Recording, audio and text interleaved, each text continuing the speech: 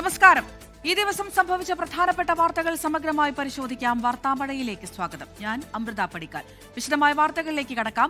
CMRL Exalogic ഇടപാട് കേസിൽ പിണറായി വിജയന്റെ മകൾ വീണ ടിയെ വീണ്ടും വിളിപ്പിക്കുമെന്ന് ED. ഇന്ന് 11 മണിക്കൂറാണ് കൊച്ചി ഓഫീസിലെ ചോദ്യം ചെയ്യൽ നീണ്ടത്.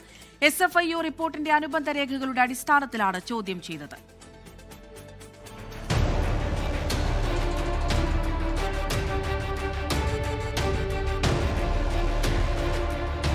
ഈ മാസം 29-ന് ഹാജരാവാനാണ് വീണയ്ക്ക് നിർദ്ദേശം നൽകിയത്. എന്നാൽ SFIO റിപ്പോർട്ടിന്റെ 134 അനുബന്ധ രേഖകൾ EDക്ക് ഇന്നലെ ലഭിച്ചിരുന്നു. ഈ പശ്ചാത്തലത്തിൽ കൂടിയാണ് ഇന്ന് ചോദ്യം ചെയ്യലിനെത്താൻ ആവശ്യപ്പെട്ടത്. രേഖകളുടെ അടിസ്ഥാനത്തിലായിരുന്നു ചോദ്യം ചെയ്യൽ. എക്സാലോജിക് CMRLന് നൽകിയ സേവനം, CMRL നിന്ന് ലഭിച്ച പണം എന്തു ചെയ്തു എന്നീ കാര്യങ്ങളിൽ ഊന്നിയായിരുന്നു ചോദ്യം ചെയ്യൽ. 11 മണിക്കൂറോളം നീണ്ട ചോദ്യം ചെയ്യലിനൊടുവിൽ വിട്ടയച്ചു.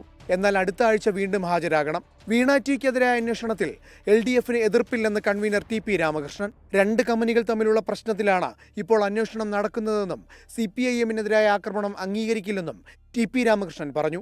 എക്സാലോജിക്കും CMRL പ്രശ്നം രണ്ടും 2 കമ്പനികളാണ്. ആ 2 കമ്പനികൾ തമ്മിലുള്ള പ്രശ്നങ്ങൾ ആ കമ്പനികൾ തമ്മിൽ തീരണം. അതാണ്. അതിൽ ഞങ്ങൾക്ക് ഒരു പ്രശ്നമില്ല. പിണറായി വിജയന്റെ വീട്ടിൽ പോയിട്ട് പിണറായി വിജയനെ തടഞ്ഞു വെക്കേണ്ട കാര്യം എന്താ? വീണയാണ് പ്രശ്നമെങ്കിൽ വീണയെ തടഞ്ഞു വെച്ചോട്ടെ, വീണയെ ചോദ്യം ചെയ്തോട്ടെ. അതിൽ നമുക്ക് പ്രശ്നങ്ങളൊന്നുമില്ല. കഴിഞ്ഞ തവണ സേവനവുമായി ബന്ധപ്പെട്ട രേഖകൾ ചോദിച്ചെങ്കിലും വീണയ്ക്ക് ഹാജരാകാൻ കഴിഞ്ഞിരുന്നില്ല. കേസിൽ CMRL അധികൃതരുടെ ആദ്യഘട്ട ചോദ്യം ചെയ്യൽ പൂർത്തിയായി. MD ശശിധരൻ കർത്തയുടെ ഭാര്യ ജയ S കർത്ത, മകൾ ഷിബി S കർത്ത, മകൻ ശരൺ S കർത്ത എന്നിവരടക്കം 6 പേരെയാണ് ചോദ്യം ചെയ്തത്. ഇവരെയും ചോദ്യം ചെയ്യാൻ വീണ്ടും വിളിപ്പിക്കും. 24 കൊച്ചി. പ്രതിപക്ഷ നേതാവ് പിണറായി വിജയന്റെ വീട്ടിൽ റെയ്ഡ് നടത്തി മടങ്ങിയ ED ഉദ്യോഗസ്ഥരെ ആക്രമിച്ച കേസിൽ എൻഫോഴ്സ്മെന്റ് ഡയറക്ടറേറ്റും കക്ഷി ചേർന്നു. കേസിലെ പ്രതിക്ക് ജാമ്യം ലഭിച്ചതിന് പിന്നാലെയാണ് നീക്കം. പ്രോസിക്യൂഷൻ വീഴ്ച കൊണ്ടാണ് പ്രതിക്ക് ജാമ്യം ലഭിച്ചതെന്നും സ്പെഷ്യൽ പബ്ലിക് പ്രോസിക്യൂട്ടർ ആവശ്യമാണെന്നും പോലീസ് റിപ്പോർട്ട് നൽകി. പ്രോസിക്യൂട്ടർ T ഗീനാകുമാരിക്ക് എതിരെ പോലീസ് ഡയറക്ടർ ജനറൽ ഓഫ് പ്രോസിക്യൂഷന് പരാതി നൽകും. പോലീസ് റിപ്പോർട്ട് അവഗണിച്ച് പ്രോസിക്യൂട്ടർ പ്രതിയുമായി ഒത്തുകളിച്ചു എന്നാണ് പോലീസിന്റെ പരാതി. 9ാം പ്രതിയുടെ ജാമ്യം റദ്ദാക്കാനും പോലീസ് ഹർജി നൽകും. ഒമാനിൽ ചരക്ക് കപ്പലിന് നേരെ ആക്രമണം. ഹോർമുസ് കടക്കാൻ ശ്രമിക്കുന്നതിനിടെ ദഹിദ് തീരത്തിന് സമീപമാണ് ആക്രമണമുണ്ടായത്. ഇറാൻ-അമേരിക്ക ധാരണയ്ക്ക് ശേഷമുള്ള ആദ്യ ആക്രമണമാണിത്. മുഹമ്മദ് റഹീസ് ഉണ്ട് ദുബൈയിൽ നിന്ന് വിവരങ്ങൾ നൽകാനായി. റഹീസി സൂചിപ്പിച്ചതുപോലെ അമേരിക്ക-ഇറാൻ ധാരണയ്ക്ക് ശേഷം ഇപ്പോഴിതാ വീണ്ടും ഒരു ആക്രമണം റിപ്പോർട്ട് ചെയ്യുന്നു. എന്തൊക്കെയാണ് നമുക്ക് ലഭിക്കുന്ന വിവരങ്ങൾ? അമൃത, ഒരൽപ്പം ആശങ്കപ്പെടുത്തുന്ന വിവരങ്ങൾ തന്നെയാണ് നിലവിൽ ഒമാനിൽ നിന്ന് പുറത്തു വരുന്നത്. കഴിഞ്ഞ കുറച്ച് ദിവസങ്ങളായി ഇത്തരത്തിലൊരു കരാറിലോ അല്ലെങ്കിൽ ഒരു ധാരണയിൽ എത്തിയതിനു ശേഷം കാര്യമായിട്ടുള്ള ആക്രമണങ്ങളൊന്നും തന്നെ ഉണ്ടായിരുന്നില്ല. പക്ഷെ ഇപ്പോൾ ഒമാൻ തീരത്തൊരു ചരക്ക് കപ്പലിന് നേരെ ആക്രമണം ഉണ്ടായിരിക്കുന്നു, തീപിടുത്തം ഉണ്ടായി എന്നുള്ള വിവരം പുറത്തു വരികയാണ്. അത് നിലവിൽ അത് എവർ ലവ്ലി എന്ന പേരിലുള്ള കാർഗോ ഷിപ്പാണ് എന്നുള്ള വിവരങ്ങൾ പുറത്തു വരുന്നുണ്ട്. ഒപ്പം തന്നെ സിംഗപ്പൂർ പതാക ഉണ്ടായിരുന്ന വെസലാണ് എന്നുള്ള വിവരം കൂടി പുറത്തു വരുന്നുണ്ട്. അപ്പോൾ സിംഗപ്പൂർ കപ്പലിനാണ് ഇത്തരത്തിൽ ആക്രമണം ഉണ്ടായിരിക്കുന്നത് എന്നാണ് ഏറ്റവും ഒടുവിൽ മനസ്സിലാക്കാൻ കഴിയുന്നത്. ഈ ഒമാനിലെ ദഹിത്ത് പോർട്ടിന് സമീപം 7.5 നോട്ടിക്കൽ മൈൽ അകലെയാണ് ഇത്തരത്തിൽ ആക്രമണം ഉണ്ടായിരിക്കുന്നത്. UKMTOയുടെ ഏറ്റവും ഒടുവിലെ അപ്ഡേറ്റ് പ്രകാരം നിലവിൽ എന്തായാലും കപ്പലിലുണ്ടായിരുന്ന ആർക്കും പരിക്കേറ്റിട്ടില്ല, ഒപ്പം തന്നെ വാതക ചോർച്ച ഉണ്ടായിട്ടില്ല എന്നുള്ള വിവരം പുറത്തു വരികയാണ്. ആ നിലയ്ക്കാണ് ഏറ്റവും ഒടുവിലായി വിവരങ്ങൾ പുറത്തു വരുന്നത്. എന്തായാലും ഇറാൻ-അമേരിക്ക ധാരണയ്ക്ക് ശേഷമുള്ള ആദ്യ ആക്രമണമാണ് ഉണ്ടായിരിക്കുന്നത്. വിവരങ്ങളാണ് മുഹമ്മദ് റഹീസ് നൽകിയത്. മുല്ലപ്പെരിയാർ വിദഗ്ധ സമിതിയിൽ പുതിയ പ്രതിനിധിയെ നിർദ്ദേശിക്കാൻ ആവശ്യപ്പെട്ട് കേന്ദ്രം. ഉടൻ തന്നെ പുതിയ പേര് നിർദ്ദേശിക്കുമെന്ന് മന്ത്രി മോൻസ് ജോസഫ്. TR ശിവരാജനോ സമിതിയിൽ നിന്ന് ഒഴിവാക്കിയതിൽ കേരളം പ്രതിഷേധം അറിയിച്ചതിന് പിന്നാലെയാണ് പുതിയ കേന്ദ്ര നിർദ്ദേശം. ടോബി ജോൺസൺ കോട്ടയത്ത് നിന്ന് ചേരുന്നുണ്ട്. ടോബി, വിവരങ്ങൾ. കഴിഞ്ഞ ദിവസമാണ് കേന്ദ്ര സർക്കാർ യാതൊരു മുന്നറിയിപ്പുമില്ലാതെ TR ശിവരാജനെ മാറ്റിയത്. മുല്ലപ്പെരിയാറിൽ വിദഗ്ധ സമിതിയിൽ തമിഴ്നാടിന്റെയും കേരളത്തിലെയും പ്രതിനിധികൾ ഉണ്ടായിരുന്നു. അതിലാണ് കേരളത്തിന്റെ പ്രതിനിധിയായിട്ടുള്ള ശിവരാജനെ മാറ്റിയത്. ഇതിൽ കേരളം വലിയ അതൃപ്തി രേഖപ്പെടുത്തുകയും ചെയ്തു. കാരണം ഇത്തരത്തിലുള്ള ഒരു നടപടിയിലേക്ക് കേന്ദ്രം കടന്നപ്പോൾ ഒരു കൂടിയാലോചനയും നടത്തിയില്ല എന്നുള്ളത് തന്നെയായിരുന്നു പ്രധാനപ്പെട്ട ആരോപണം. ഒപ്പം തന്നെ UP സ്വദേശിയായിട്ടുള്ള ഒരു വ്യക്തിയെ വിദഗ്ധ സമിതിയിലേക്ക് കൊണ്ടുവരികയും ചെയ്തു. എന്തായാലും ഈ വിഷയത്തിൽ ഇപ്പോൾ കേന്ദ്ര സർക്കാർ മറ്റൊരു നിലപാട് തിരുത്തിയിരിക്കുന്നു എന്ന് വേണമെങ്കിൽ നമുക്ക് പറയാൻ സാധിക്കും. കാരണം പുതിയ പ്രതിനിധിയെ ആരാണെന്ന് അറിയിക്കാനുള്ള ഒരു നിർദ്ദേശം കേരളത്തിന് നൽകിയിരിക്കുകയാണ്. ആ നിർദ്ദേശം ഇപ്പോൾ ജലവിഭവ വകുപ്പ് മന്ത്രിക്ക് തന്നെ നേരിട്ട് ലഭിച്ചിട്ടുണ്ട്. അതുകൊണ്ട് തന്നെ ഉടൻ തന്നെ ഇത് സംബന്ധിച്ച് ആരെയാണ് ഉൾപ്പെടുത്തേണ്ടത് എന്നത് സംബന്ധിച്ച് ഒരു റിപ്പോർട്ട് അല്ലെങ്കിൽ ആ നാമനിർദ്ദേശം ചെയ്യുന്ന ആളുടെ പേര് കേന്ദ്ര സർക്കാരിന് നൽകുമെന്നാണ് ഇപ്പോൾ മന്ത്രിയുടെ ഓഫീസിൽ നിന്ന് നമുക്ക് അറിയാൻ കഴിയുന്നത്. അയോധ്യ രാമക്ഷേത്രത്തിലെ സംഭാവന കൊള്ളയിൽ 2 പേർ അറസ്റ്റിൽ. ലവ്കുശ് മിശ്ര, അനുകൽപ് മിശ്ര എന്നിവരാണ് അറസ്റ്റിലായത്. കേസിൽ 8 പേർക്കെതിരെ ഉത്തർപ്രദേശ് പോലീസ് എഫ്ഐആർ രജിസ്റ്റർ ചെയ്തു. വിനീത വിജി ഉണ്ട് ഡൽഹിയിൽ നിന്ന് വിവരങ്ങൾ നൽകാനായി. വിനീത, ഈ സംഭാവന കൊള്ളയിൽ വളരെ നിർണായകമായ ഒരു അറസ്റ്റിലേക്ക് കടന്നിരിക്കുകയാണ് അന്വേഷണ സംഘം. 2 പേർ ഇപ്പോൾ അറസ്റ്റിലായിട്ടുണ്ടല്ലോ. ഈ ക്ഷേത്രവുമായി ഇവർക്കുള്ള ബന്ധം എന്താണ്? എന്തൊക്കെ വിവരങ്ങൾ നൽകാം?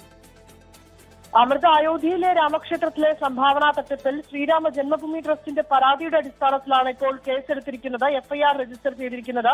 ഉത്തർപ്രദേശ് മുഖ്യമന്ത്രി യോഗി ആദിത്യനാഥിന്റെ നിർദ്ദേശപ്രകാരമാണ് പോലീസ് നടപടി. 8 പേർക്കെതിരെയാണ് എഫ്ഐആർ രജിസ്റ്റർ ചെയ്തത്. ഇതിൽ ലവ്കുശ് മിശ്ര ഒപ്പം തന്നെ അനുകൽപ് മിശ്ര എന്നിവരെ പോലീസ് അറസ്റ്റ് ചെയ്തിട്ടുണ്ട്. CCTV ദൃശ്യങ്ങളുടെ അടിസ്ഥാനത്തിലാണ് ഇരുവരുടെയും അറസ്റ്റ് രേഖപ്പെടുത്തിയിരിക്കുന്നത്. ഇവരെ വിശദമായി തന്നെ ചോദ്യം ചെയ്യുകയാണ്. ഈ സംഭാവന ക്രമക്കേടുമായി ബന്ധപ്പെട്ട് ഇരുവർക്കും പങ്കുണ്ട് എന്ന വ്യക്തമാവുകയും ഒപ്പം തന്നെ ഇത് സാധൂകരിക്കുന്നതിനുള്ള CCTV ദൃശ്യങ്ങൾ അന്വേഷണ സംഘത്തിന് ലഭിക്കുകയും ചെയ്തിട്ടുണ്ടായിരുന്നു. തുടർന്നാണ് ഇരുവരുടെയും അറസ്റ്റിലേക്കടക്കം കാര്യങ്ങൾ എത്തിയത്. ഒപ്പം ട്രസ്റ്റ് ജനറൽ സെക്രട്ടറി സമ്പത് റായ് ഈ അന്വേഷണ സംഘം വീണ്ടും ചോദ്യം ചെയ്യും. ജീവനക്കാരെയും ക്ഷേത്രത്തിലേക്ക് സംഭാവന നൽകിയവരുടെ മൊഴിയും അന്വേഷണ സംഘം രേഖപ്പെടുത്തുമെന്നാണ് അറിയാൻ കഴിയുന്നത്. കൂടുതൽ അന്വേഷണത്തിനായി പ്രത്യേക അന്വേഷണ സംഘം ഇപ്പോൾ അയോധ്യയിൽ തന്നെ തുടരുകയാണ്.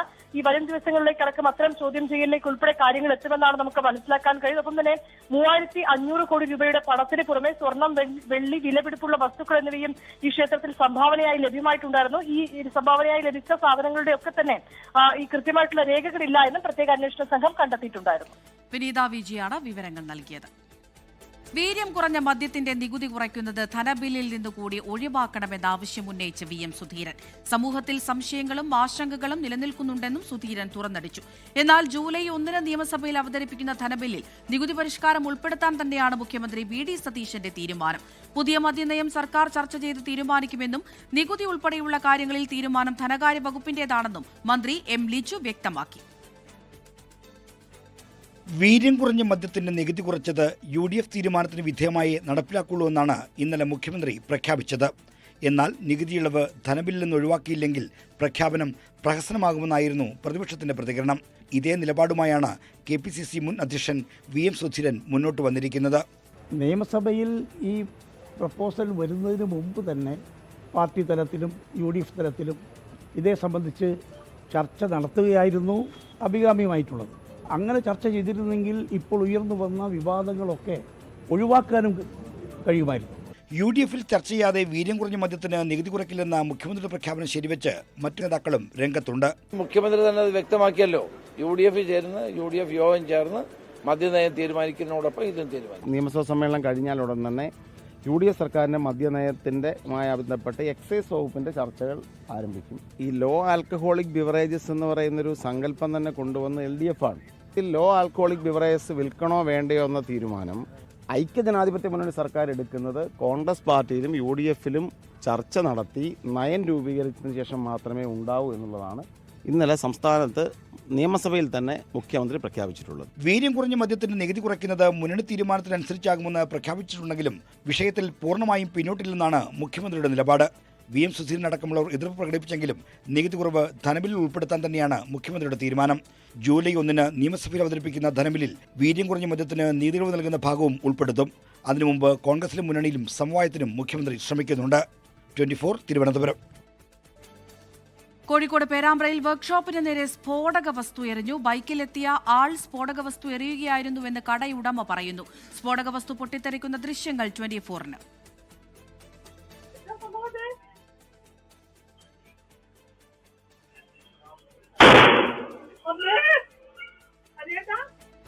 പേരാമ്പ്ര പോലീസ് സ്ഥലത്തെത്തി അന്വേഷണം ആരംഭിച്ചു.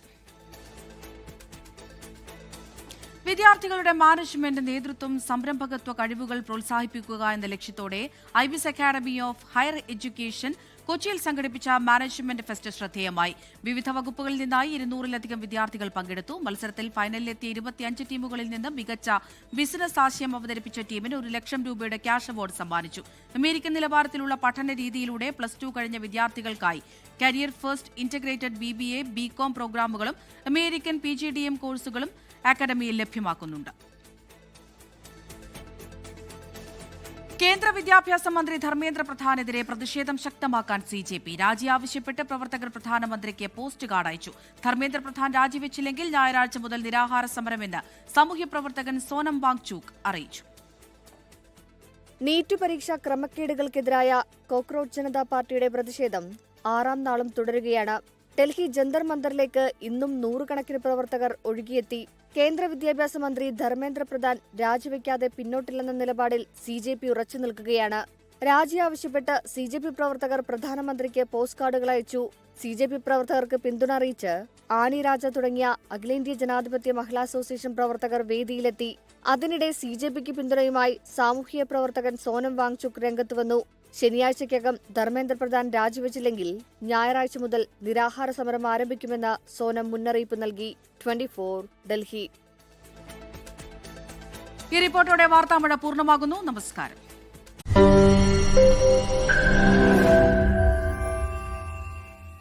ലോകത്തെവിടെയായാലും ഏത് സമയത്തും 24 വാർത്തകളും ഓഗ്മെന്റഡ് റിയാലിറ്റി പാക്കേജുകളും എക്സ്പ്ലെയിനറുകളും വിശദമായി കാണാൻ ഞങ്ങളുടെ YouTube ചാനൽ നിങ്ങൾക്ക് സബ്സ്ക്രൈബ് ചെയ്യാം.